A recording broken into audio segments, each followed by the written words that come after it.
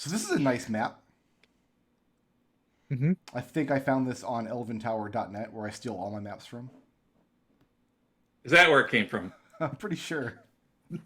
It's not signed, so I don't know for sure. So Solitaire is in, like, from the old RPG Maker days, so you would appreciate people, like, taking resources from other places and then, like, scrubbing them of all details that could give away where they came from. That kind of stuff actually happened a little bit before I was actually in the community. That's a little before my time. It was still kind of happening, but by the time I joined, the communities were starting to grow out of that a little bit. Well, I try not to do that when I steal D&D maps. I try to, because it would be so easy just to crop out their URL or something. But I try to properly credit maps. But I have no idea who made this one or where I found it. Solitaire, sign it quick. Use the pen tool. Just write your name in the corner. I do like how we have this, like, curved scroll in the bottom, this piece of parchment, but the letters don't actually curve with the parchment. So Listen, I am not an artist.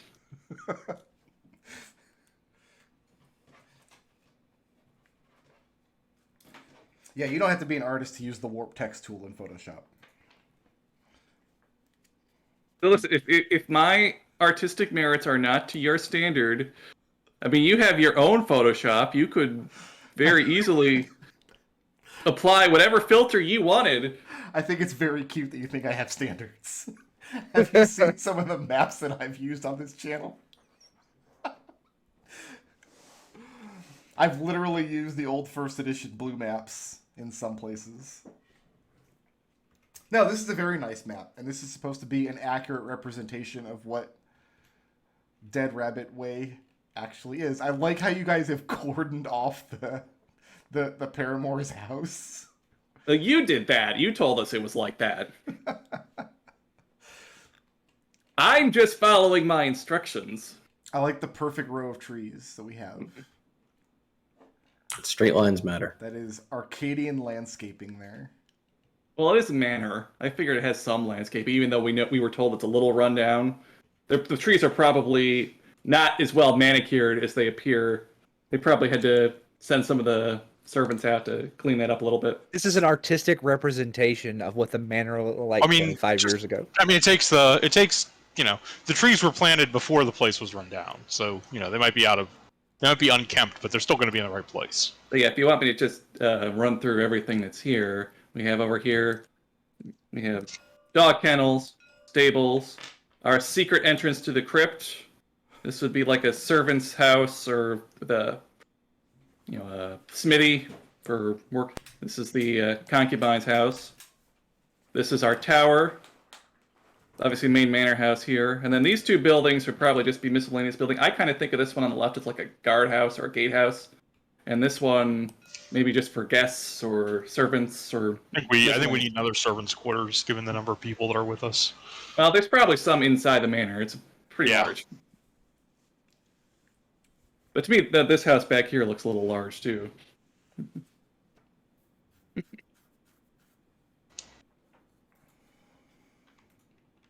But yes, it's very nice, and you'll have to remind me to award you with a blip, because I won't remember at the end of the session.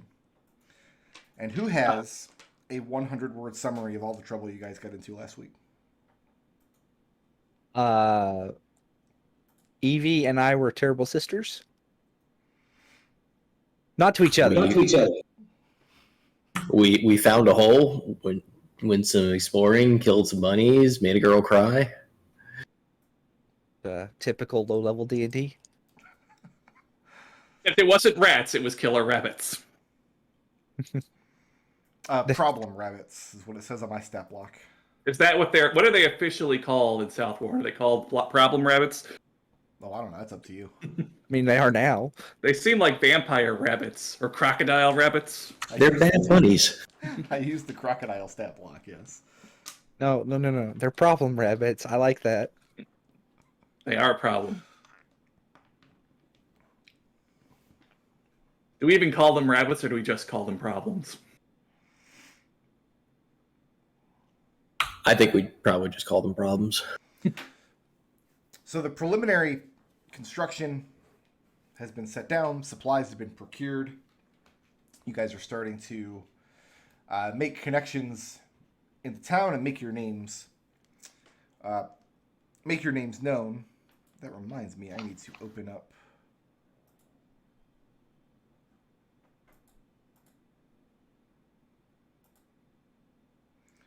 one more. No, that's my.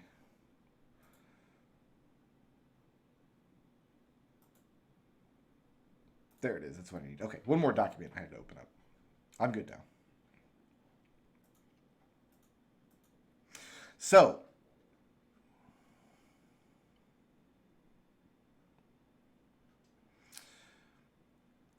Victor had gotten the ball rolling on getting himself licensed as a surveyor in order to.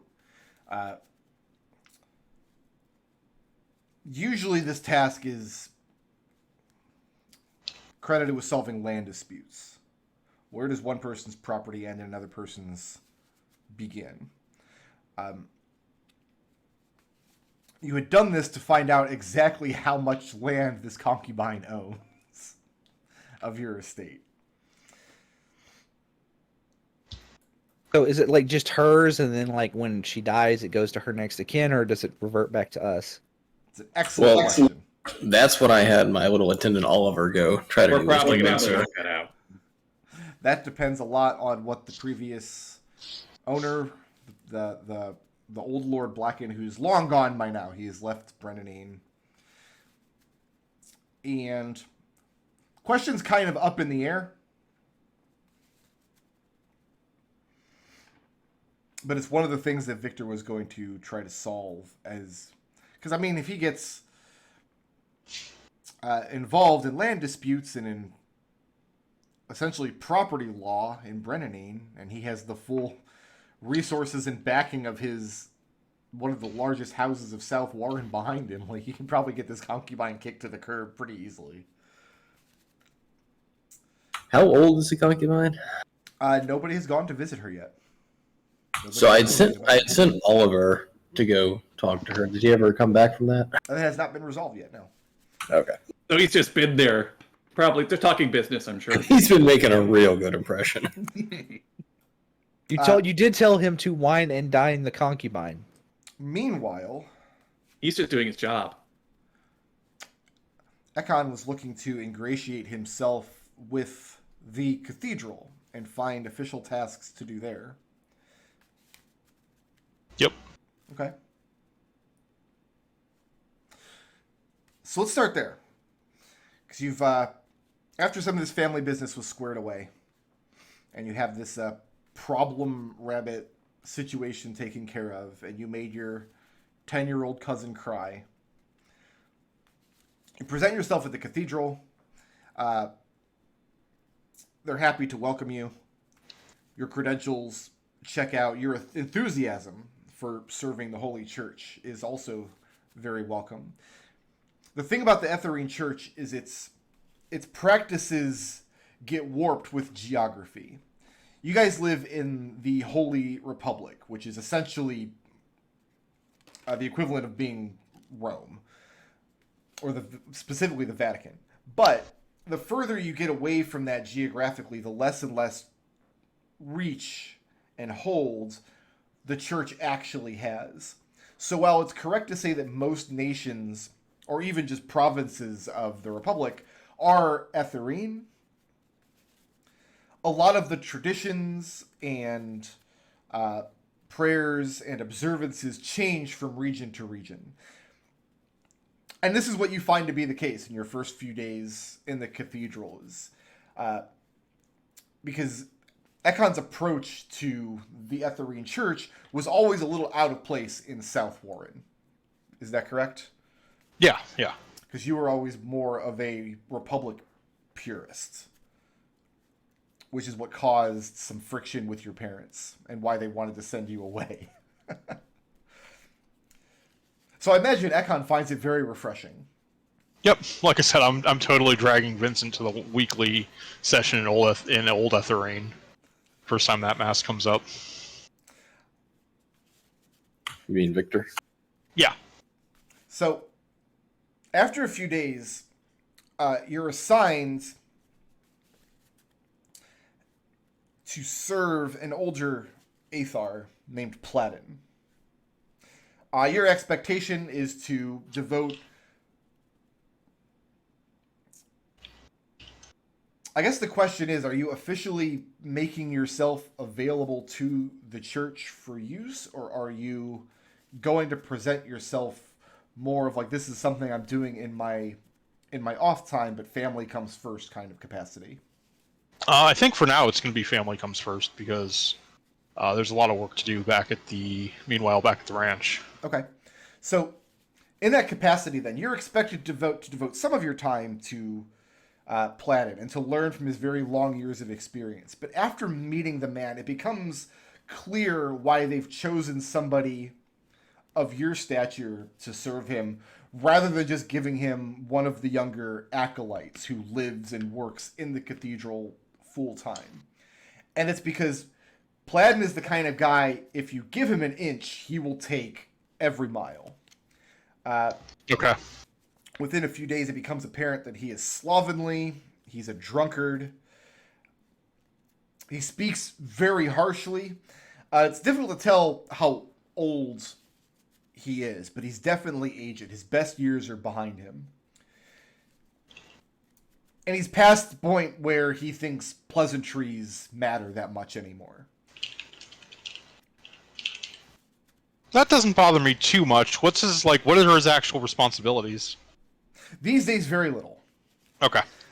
In fact, you find out probably the first time you attend one of those old Aetherine masses, you find out that Platin doesn't really make himself available. He doesn't attend mass regularly. He doesn't take on many duties that an Aethar might have. He doesn't seem to be much interested in serving the people of Brennanine. It really feels like he used to do that as a young man, possibly. But he served for many years, and now he's just an easy ride on the church. They find him his wine, they prepare him a bed, and he's just riding it out from here. Does he have any other direct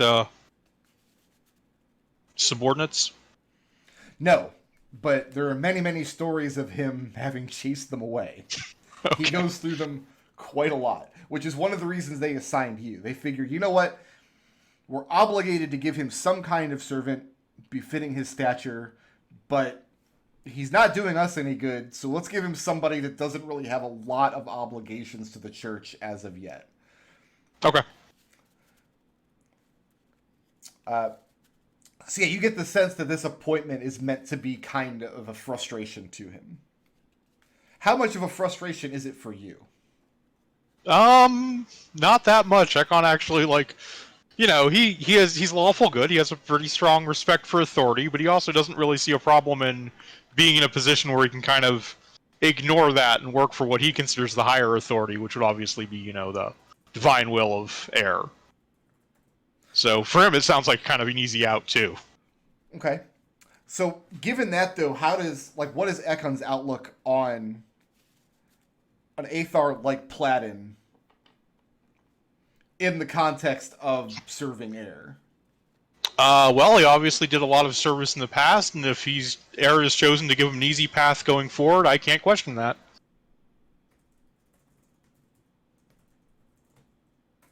If this is the just reward that he wants and the god wants, yeah, well, that seems fine. Is anybody else taking any kind of interest in Ekon's apprenticeship to this Aethar Platin? I guess Victor would probably know a little bit since he's been going with him to church. Well, that's the thing, is when you're going with Ekon to mass, Platin usually isn't in presence. But does Ekon, mention him? Oh, yeah. Talk pretty freely about it. So realistically, he would have talked a lot about it, but this isn't a situation where, Platin would not care to meet Victor. This is not something he has any interest in. Yeah. Victor's opinion would be that it kind of seems like he's taken advantage of you a little bit, but, if you're aware of that and you're happy with that, I guess that's your business. I mean, the other side of this, Victor, is when I do something great, no one's going to say it was my boss's guidance. Well, that depends. Is your boss seem like the kind of guy who's going to take credit for it anyway? Would anyone believe him if he did? That's an interesting question. That is an interesting question. Most of your actual duties are going out into the town and fetching things for him. Okay. He gives you a list of things he wants and some amount of coin and sends you out. And this is something he could do on his own or send a lesser servant to do. Give me an insight roll. So as Ekon does, as Victor kind of makes mention to him to keep an eye open for any interesting job opportunities for surveying or land disputes or where people might, find unknown things. That kind of thing wouldn't come through the church, most like. Well, no, so like when he's out traveling, if he notices or hears anything. So insight of 22. 22. In Platin's mind, he definitely feels like you're an up-jumped youngster who is coasting on the success and wealth of your house, and he enjoys, like, from his perspective, he thinks like sending you out to buy a crate of vegetables is a demeaning task. It gives him some measure of pleasure to know, because he's common born. I was about to ask that. Okay. He's common born. He doesn't have a wealthy house backing him. So he's definitely getting something out of this relationship, but it's nothing positive. Yeah. I mean, Ekon is pretty humble. He doesn't really... This doesn't bother him. Like, as long as it's not... It sounds like it's not like he's asking me to do this, like, ostentatiously. Like, it sounds like these are not going to interfere with my day-to-day. It's just occasionally I have to do something for him. That's fine. If he starts to, like, try to actually burden me with unnecessary tasks, that would be different. Well, if you... After a few days, after maybe a week or so of service, if you've completed your tasks to his satisfaction, he did stop getting your name wrong on purpose. Okay. Ekon? Yep. Victor. How far is Victor willing to travel? To start with, when he's first getting started and acquainted with stuff, he usually doesn't want to go any further than a day's journey. Okay, so let's... And that'll increase over time as he gets more comfortable with the position and the duties and what to expect. The problem is I don't quite have the heart to delete my old region map, so I almost loaded up the wrong region map here. He almost surveyed part of Dunfoss. They need it. He gets there and like Alex is like, "No, what are you doing? Get out of my city." So each of these hexes is approximately 20 miles. It's also a very abstract map. The island Brennanine sits on is in the southeast of the lake, but it's actually much closer to the shore than you would see on this map. Realistically, to get to like any of these southern hexes around here, you would take a ferry to the shore, probably a day's ride out to a location. You'd stay overnight, and then a day's ride back. But you're limiting yourself basically to the southern edge of the lake. Is that fair to say? So where's, in terms of like population density and stuff, where are most of the people living? Like, are there a large number of people within a day's ride, or do you have to go like a couple days ride out to really get to any place useful? Well, the further you ride, the fewer people there are. So the first week or so, he's going to keep it to a day's ride, so within those southern styles. But sort of the second week and third week, and as he goes forward, he'll start to go a little further out. Okay. Well, as you actually going to be limited to just these two hexes then, because they're inside the province of Gran Francisco here. So, okay, is there no authority in Mendelin? There is, but I would assume that you would want to focus your efforts on things you can leverage in Brennanine. Any work that you do in Mendelin, politically speaking, to your advantage, would be manifested in the only major city in Mendelin would be in Nornir. Nornir is a very important city to the Republic. It has a massive lighthouse called Ayer's Eye, which shines magically. It's one of the main symbols of the Holy Church. It's the second largest city in the Republic. And because the lake borders Mendelin's territories, there is a lot of business inside of Brennanine that deals with Mendelin issues. But this area of Mendelin is not heavily populated. Most of the population in Mendelin is going to be along the river, especially in villages along the coast. So how far away is Nornir? Nornir's way down here on the map. That's not like if you're traveling to Nornir, then that would be a situation where be like, all right, you get back in a month. What's everybody else doing? Okay, we're not going to do that. Yeah.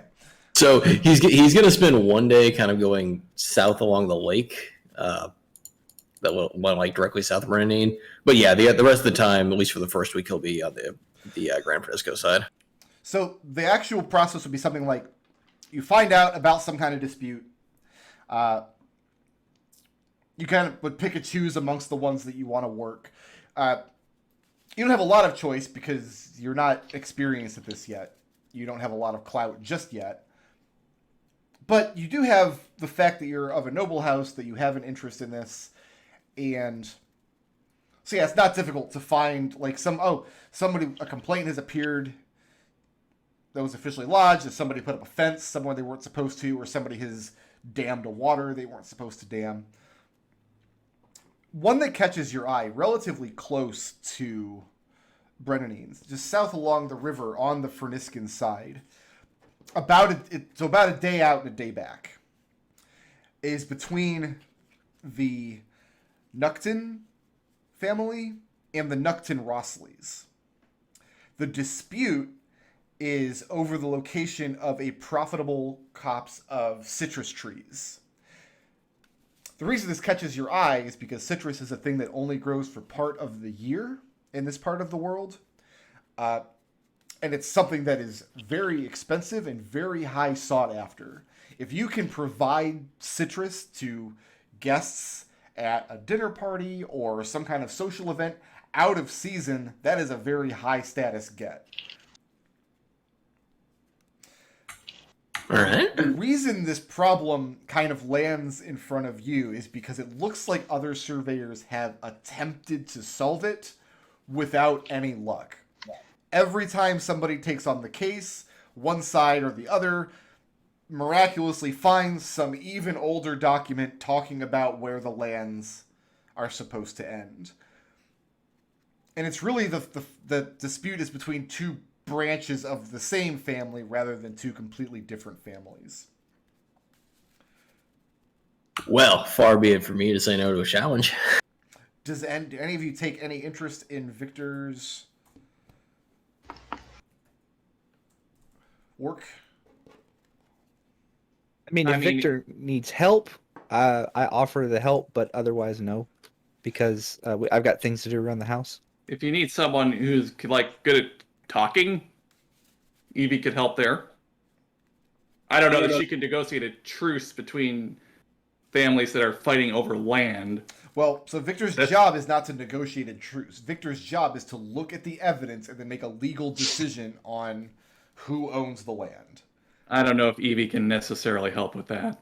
Well, Victor does like that Evie had the initiative to go try and sneak down to the cellar while the bookseller was distracted.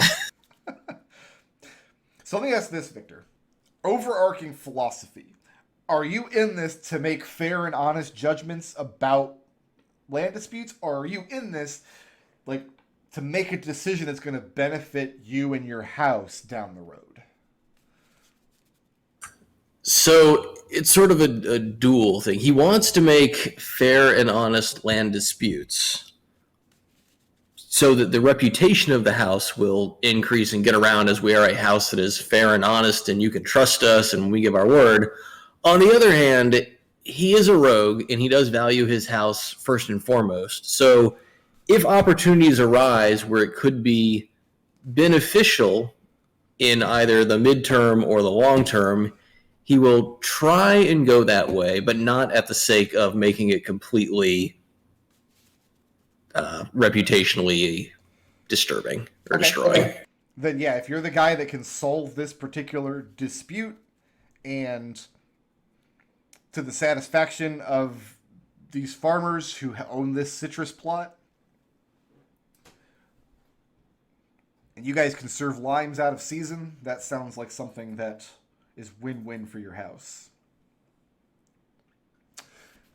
Regarding the province of Mendelin, I think I've mentioned most of Mendelin doesn't appear on this map. Most of Mendelin, the land of it anyway, there's a long chain of islands that stretches out into the ocean that is all the purview of Mendelin. And they're mostly settled.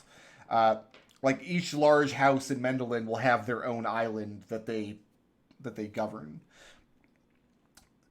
Geographically speaking, the islands stretch out into the ocean, and then beyond them, much further out, are several larger islands that do not fall under the purview of the Republic, where free cities are located, pirates' dens, that kind of stuff. You know how it goes. Every time I run a campaign, I've got to do a pirate subplot. It's just part of the deal.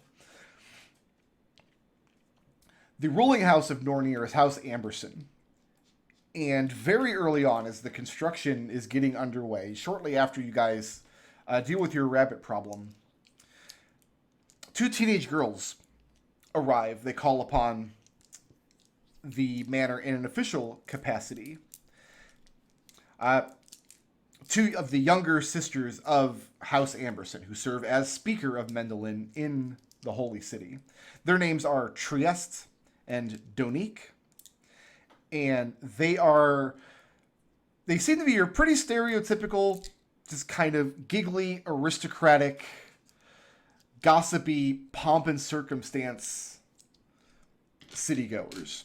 And they are incredibly interested in Evie and Jeannie. I will let the 2 of you please give me an insight check. Independently of one another. Ooh, let's get them natural 20s out of the way right away. You wouldn't want that to pop up on an attack roll or something later. No, that is a 23. I also got a natural look 20. At that. What is that? 1 in 400? Yeah, so for me, I have really good insight, so that's a 26. 23 and 26. We just kind of like exchange glances and be like, Yeah. oh, no. Yeah, I don't think so. The Amberson girls, they're very friendly, and they do seem to sincerely want to welcome you guys to the city, but their primary interest in you is 2 things. First of all, twins are very rare. Twins are something to talk about, and there's already a lot of gossip going around in their circles about what the new Veritas twins are like, because in all of like the old stories and old mythology, like there's always a good twin and an evil twin. Or one of the twins is like a secret identity, somebody who's glamored to look like a twin, and they're trying to fish out that kind of stuff to see if there's any of like the old stories in your actual life. The other interest they have in you is just their gossips. This is their entire life, is paying social calls, and as soon as they have a beautiful tea with you guys at your manor house, they're going to go and sit with their other friends and talk about, oh, the ramshackle state of the Veritas house. I would die if I had to live there, kind of stuff. But they do become frequent visitors over the weeks, unless you guys rebuke them harshly. I think we are obligated to a certain extent to tolerate this sort of thing. How does Jeannie feel about it? Jeannie will not rebuke them. She will be polite. So, like, polite tolerance of them and their Correct. antics? It's like you're taking me like Jeannie would rather be in her workshop, but like I guess like her sisters are like Evie and like Ruby are like, you must maintain the niceties with the locals. Well, here's the thing that Evie is interested in. These 2 are gossips. She wants to hear what they're talking about. So there's there's things that Evie can gain from spending time with these 2, because they're going to talk about what they've seen with the other noble houses, and Evie wants to hear that. And are you the evil twin? They love to talk. Oh yeah. You start hearing stories. so and so's sleeping with so and so's embezzling from their company. No. You'll never believe like who had too much wine and she can't Ooh. hold her liquor. Who and was her it? Boots came off, and you start hearing gossip just about all of the socialites Oh, in your circle. Evie acts very intrigued. Evie looks over at Jeannie, and she's got this fixed smile on her face, and her eyes are just glassy. And one of the twins, or one of the girls, Donique, has made no... I mean, she's always friendly to you guys. She's always very nice, but in that mean girl kind of way towards Jeannie specifically. Oh no. Because Donique feels it's very unladylike to spend so much of your time in a workshop working with gadgets and gizmos and things when you could be out courting boys. So there are some meetings where one of your servants tells you that the Amberson girls have paid a call and tea and biscuits are served. And Donique will make like an offhanded comment, or she'll reach over with a handkerchief and scrub some grease or soot off the side of your face or she'll comment about how your hair is not brushed to her satisfaction kind of thing. They're about to find out who the evil twin is. But she always dresses it up like a compliment or an offer. Like, oh, you simply must come to my dressmaker. She could make something that even she would be able to rise to the challenge of finding a color that would match your personal style, Jeannie. Does anybody else take any kind of interest in the Amberson twins? Victor does. Are they also twins? No, they're not. I'm just getting confused because my notes Okay. say twins referring to you guys. They're all, I mean, very close. They're only a year apart. Mm-hmm. What is Victor's interest with the Amberson girls? I guess that depends on if they're attractive. Oh, they're very attractive. They're highborn ladies. They're always well dressed and cared for. They have their, like one of them has that bizarre blonde anime drill hair. Ojo-sama. So in that case, Victor would attempt to flirt with them and offer his survey services if they have any disputes in, Mendelin. Just trying to make a good impression on them generally. So they have no interest in your work because your work is very boring. Like they're more interested in the gossip and socializing. But make me an insight check. Actually, make me a. How are you flirting? Like, what's the goal to the? Are you trying to bed one of the Amberson girls? I mean, it's more flirting for the sake that Victor just likes to talk and make pretty women happy. Make me a charisma check. If there is betting, he's really not going to complain. Well, they think he's the most repulsive, boring son of a bitch ever. Now make me an insight check. Victor, you're way too good for them. Don't worry about it. He's dumbfounded by their looks, I guess. Okay. You know what? The twins can make an insight check too, because I'm imagining Victor would be inviting himself to one of these visits and sitting down for tea and biscuits. Oh, look. The 20s just keep on coming. Well, I got mine's a 19. Mine's also good. Yeah, 23 and 19. So after one of these meetings, when Victor shows up and they very patiently and very politely endure his flirting. But no, they show no interest in his work. Privately, when he's not there, they confide in you that they find him very, very boring. But yeah, with that 20 for sure. As far as being a romantic interest, these girls have their station to think of, and Victor is too lowborn. They know that he's not Nigel's son, that he's a cousin from a further branch of the house that really has no standing and no chance of succession. In other words, if they were to actually pursue a courtship with Victor, they would be marrying down, and they're not into that. So Evie will take Victor aside and just be like, "You're too good for them. You could do better than these clucking hens.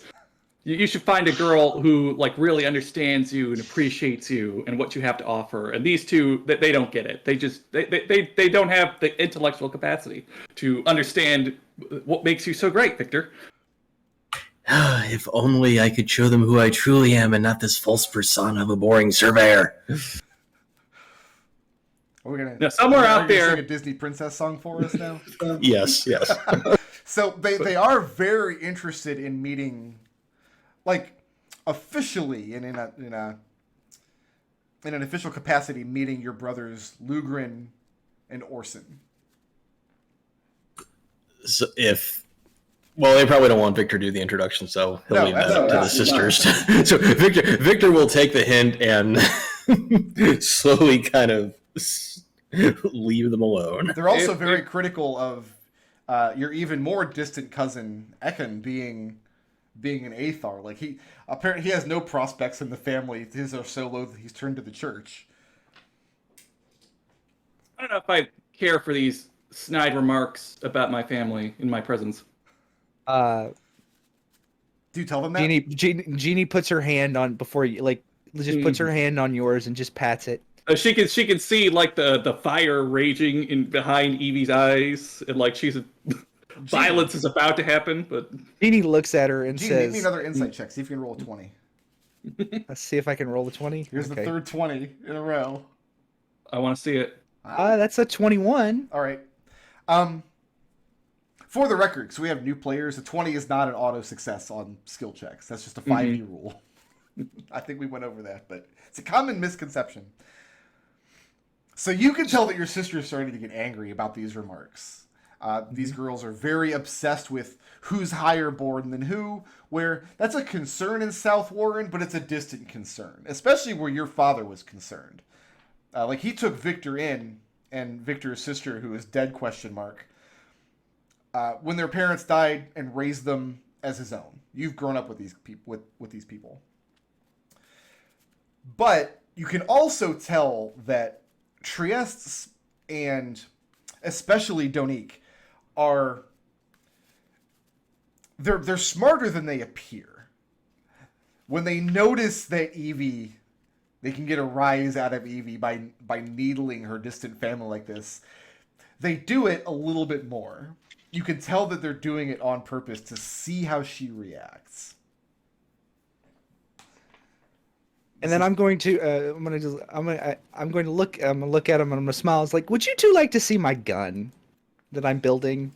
Donique definitely does not, because it's such a violent pursuit.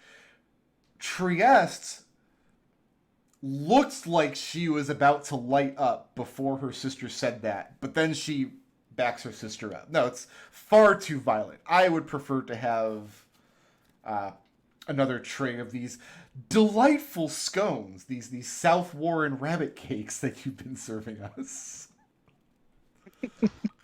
They're shaped like little rabbits. Yeah. What do they taste like? Cookies. The cookies, like the fat in them is like blood. It's animal blood. That's why they're called rabbit cakes. That's awful. That doesn't sound very tasty. So wait, at all. they're like blood sausages, but made of rabbit blood and shaped like cookies. Yes. It's ridiculous. You guys, Yeah, eat that's terrible not things canon. in South Listen, we got to do something with all the problems. We just turn them into cookies. So you guys politely tolerate the Amberson twins, and Jeannie, you prevent Evie from. Cutting their faces off. But most of the time, they're good company, and they always have interesting stories about everybody else. So And they also help to introduce you to some of the trends of Brennanine society: what to eat, what to wear, where to be seen, and they introduce you to some of their interesting people as well. I guess I can tolerate their company for a couple hours a week without violence.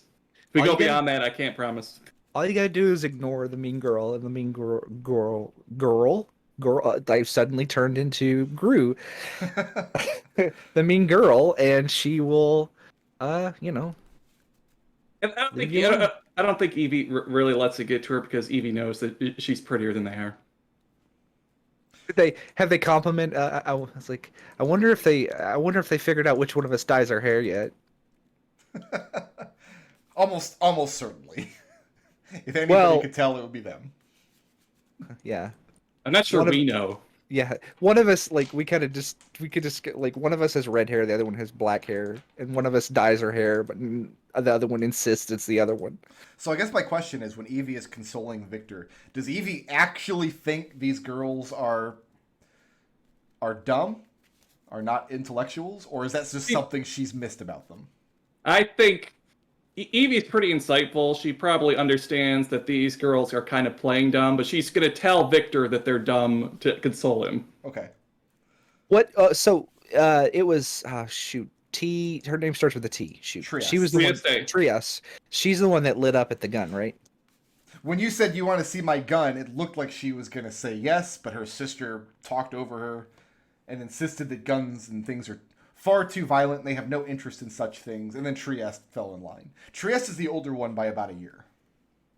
And are they our age, or are they older or younger? They're roughly your age. How old are you guys, 18? They're probably Yes. a little bit younger than you, actually. They're probably 16, 17. Oh, I'm going to send an invitation to Trieste, just not like, and I'm going to tell Evie that it's I'm just inviting Trieste by herself. That's fine. Are you going to And do this then- surreptitiously? Yes, I'm gonna be like, just spend the day. I'm gonna give her a tour of the grounds. So what I mean is, if you send an invitation to Trieste but exclude Donique, Donique's going to take it as a slight. Do you, Well, so you basically have two options. so- you either don't care that you offend Donique, or you try to do this in a way that Donique doesn't find out. So here's what I want to do, Mhm. and I need Evie's help. I need Evie Uh-huh. to send. I need you to spend the evening with the other one. And you will compensate me for this how? I will. Like, I think Donique is the more insufferable of the two. She's the mean Right. girl. And Yes. you want me to entertain her? Yes, without cutting her face, please. I only promise to try. Listen, do I need to take your razor blade away? I have 5.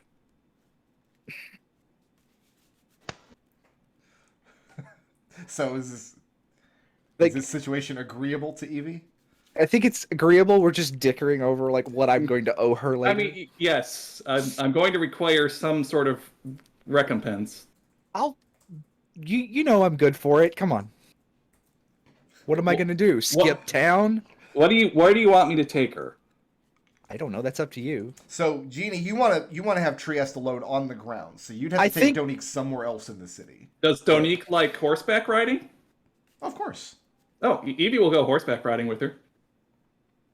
And that way we can Yeah. get them Does separated. Evie know how to ride horses already? She doesn't have animal handling as a skill, but she does have a riding horse. So her animal handling is not terrible. So I assume yes, she's probably pretty good at it. I think riding a horse, I mean, animal handling certainly helps, but the actual check, if you had to make one, would be, I would say, I would call it a land vehicle. And they'll let you roll Oh. add advantage because you're also trained in animal handling. So I you- do you not could- have. You could ride a horse, but you probably wouldn't want to try to ride one in combat. Okay, Or yeah. So ride one overland, like at pace. yeah. So I don't have the horse vehicle proficiency, if that's what we're calling it. I don't have that, no. But I do have okay animal handling. Yeah, okay.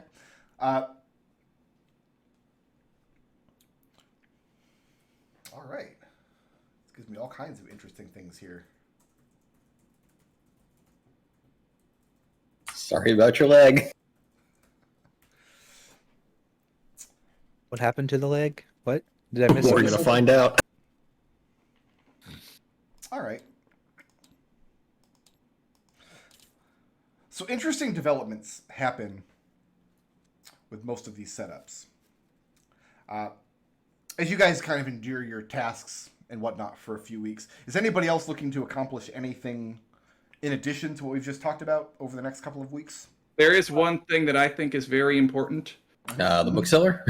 Well, we'll get to that. That's but because there are people moving around in that cave under us, we need to have the secret entrance into our grounds. That needs to be secured and locked down and ideally guarded. We need Yes. to have that unlocked. That was actually something I was going to bring we up. raise that to Nigel and Ruby's attention. Yeah. Well, we need to make. It needs to be locked up before Ruby finds out. She needs to see that we took care of it. Well, we already told Ruby there was underground cavern and stuff. So I think telling her that there's an opening we need to secure is not really a big deal. It doesn't not owned by us though, so it raises some. We told her we would take care of it. Oh, you're talking about the one underneath the bookseller's house? Yeah. In the, I think what we should do, and what I was going to do is I was going to spend some time because I have Smith's tools. I could rough out a grate, I guess. Yeah, that's great. That's exactly what I'm thinking of. So here's the problem. Here's the problem though. If we put a grate under the trap door into the bookseller's house, they will know that somebody is aware of the opening. On the other hand, no. The fire on our side. On our side. Okay, so you're just talking about the hole. You're talking about the hole that goes down. Then okay, right. Yeah, that shouldn't be an issue to secure. Yeah, we just need to make sure that no one can sneak onto our grounds through this cave. That's what I'm concerned about. Yes, we need a grate or heavy object or something. What I'm talking about is putting like a circular grate over the hole, and then like with hinges, and then a lock, and yeah, just basically. Yes, you're going to secure this space that's directly underneath your grounds, separating your. So if for now, Veritas is staking a claim on this area, but not. All the beds. If we do this, given Victor's surveying knowledge that he's learned of, is this basically us admitting that this is where our property stops and we're giving up rights to this other area? You could argue that, yeah. Well, I mean, like as far as Jeannie's concerned, this right here, there's no question this is ours. Mm-hmm. So. I'm thinking this from a security standpoint, not from a land claim. And the security standpoint, I'm just like, Well, so the issue is that so we can do it from a security standpoint, but if we block it off and we are effectively saying that we are giving up potential rights of ownership to everything beyond this because this is where we've put our door. Is there a law that says you can't put a locked door on your property? I don't think so. We're locking a door on our property. We're not saying that is where our property ends. We're just saying we're locking this door. But we don't have to explain that to anybody. What do the Bernardine survey laws say in regards to this type of action? So the main two issues is that even this constructed space here would stretch somewhat beyond your borders a little bit. But there's no opening to anybody else's from there. It is a constructed space, and it is attached directly to your land, whereas the cave underneath it, this is a more natural cave system. It would be more difficult to say that you claim ownership of this without some kind of ancestral proof. So you think if it came up, it would be very easy to argue that this is Veritas land, whereas it would be more difficult to claim that the underground cave is. So if you just secure this cave and then make that legal claim later, you think you've got a pretty strong case. All right, gate it up. From a security standpoint, it was already pretty difficult to climb up and down this hole, considering the ladder had been removed. Yeah, but we know there's people down there, so we just need to make sure people can't sneak onto our property. So, or throw a chip. You kind of have the hole in the ground. You kind of have a couple options as far as. I mean, does anybody have designs on making use of this space for anything? I think at some point we might. Yeah, but not the underground space or the tower. The underground. This is the underground space. So this would be underneath your kennels. Jenny has claimed it for the whole thing for her workshops. So Jeannie's down here establishing a workshop. Yes. In which of these rooms to start with? I mean, the front rooms here and here. Like, because there's an awful lot of space down here, but like she's taking the two front rooms. So I'm gonna leave this decision to Jeannie then, since Jeannie's the one making immediate use of it. In fact, Ruby would probably, if you were confided in her, she would also leave this decision to you. You kind of have the option of, because Ruby's gonna want it guarded. She's going to want it watched to make sure nobody sneaks through. So you kind of have two options, Jeannie. The first option is you can just order servants down here to watch it on shifts, perhaps. Basically converting the room with the grate into a dismal little living quarters where servants can take a few hours shifts a day, just keeping an eye on things. Or you could hire somebody to do that. The difference would be your servants would be like stable boys or bakers or just somebody from the household that now they spend 4 or 6 hours a day down here on a shift. Or you could like hire a pair of sellswords whose job it is to come down here and ensure that this hole stays secure. Think that I think that this, until we have a more permanent solution, other than, you know, just a grate, like a grate affixed to the ground with hinges and a lock, I think hiring, I don't want to get anybody killed. Like, so if we are just randomly attacked from behind, we would need somebody that could defend themselves, not a stable boy.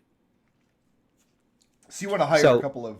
So yeah, just a couple of guards. Just 2 basic common, like, guards. I don't even know like what the cost of that would be. I mean, it would be covered by the household. It's not right. Pay this out of pocket. But yeah, I think that it's worth the cost, and I would go ahead and I would justify it. If I was called to justify the expense, I would justify it as such. Just make sure. Just make sure whoever we hire is not part of this cult. So that's all. That's all I'd say. I'm just background check. I would make the if I was called to justify the expense for some reason, which I don't think I will be, I would make the argument that in the event of attack, it would be cheaper in the long. It's cheaper in the long run, especially in the event of attack, to pay a couple of silver a day for a guard versus losing a member of our household. So you bring 2 guardsmen for hire in onto the payroll. Their job is to spend half of the day down here guarding the place, and for them it's the cushiest job they ever have. They just got to put up with whatever sounds and smells are happening down in Jeannie's workshop. Right. And then, of course, Jeannie would also hire people to help clear out the debris, workmen to do that as well. So in terms of clearing out the debris, Victor would attempt to inspect those sarcophagi to find out if they're worth, like, offering to a museum or something, instead of just chucking out. They're not worth anything except for the price of the stone. Ekon. Yeah. After you build up a little bit of a rapport with Aethar Platin,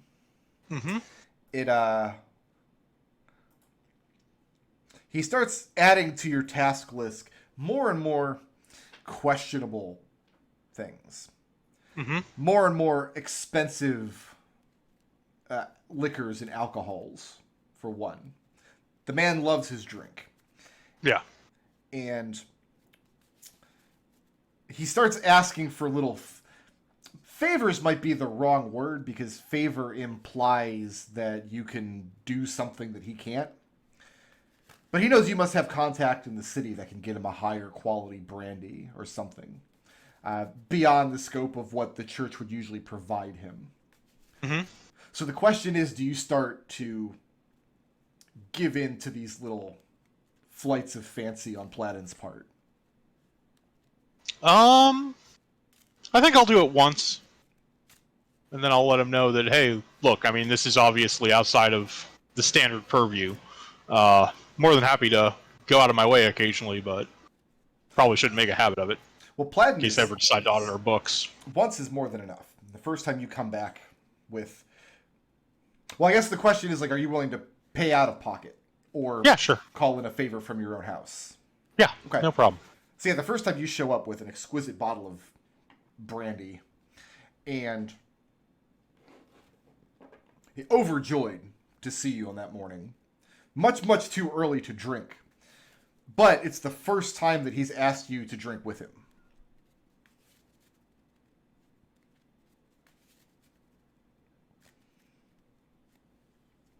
And do you accept? I'll have enough to be social. Okay. Yeah, that's... I mean, it's good brandy. To be clear, that's all he's no reason to waste it. He's not going to waste... Yeah. Half his bottle of brandy on his servant.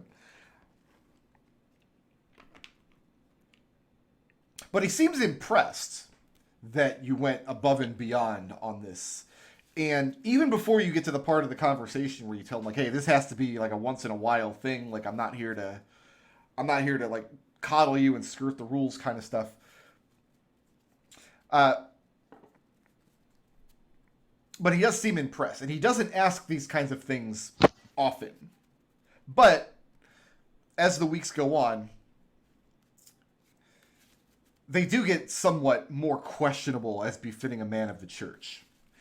What is Ekon's response the first time he sends you to a brothel to bring him a woman? Yeah, that's not. Wait, what's the church's actual opinion on that? Probably bad, right? The church's actual opinion on things like brothels. Mm-hmm. No, like it's not one of the 13 grievous sins. Mm-hmm. Fornication is not against the tenets of the church. It's not going to get you excommunicated. But from a reputational standpoint, like you would have to like sneak her into the cathedral, or it would raise questions with the wrong kinds of people. And I'll just say that flat out. I'll say exactly what you said. Like, I'm not exact. I mean, look, even if I approved of this, which I don't, I'm not exactly stealthy. And why would you not approve of it? He asks you. You know the tenants as well as I do. You're supposed to know the tenants better than I do.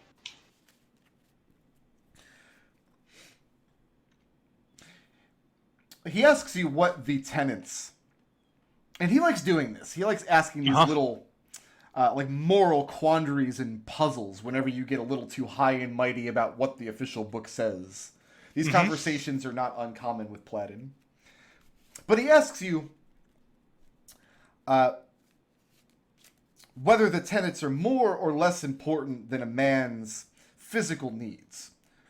What if one of the tenets told you the church made an official ruling that food was no longer allowed? Would you cease eating?